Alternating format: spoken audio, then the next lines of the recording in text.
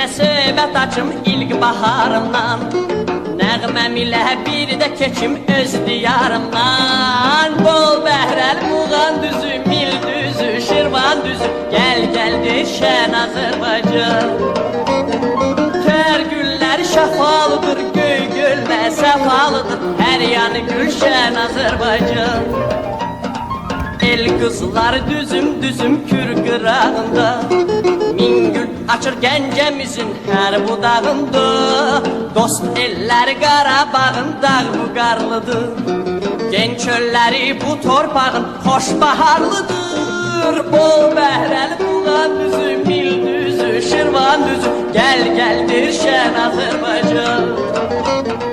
Tər güllər vəfalıdır, göy gölmə səfalıdır, hər yanı gülşən Azərbaycan.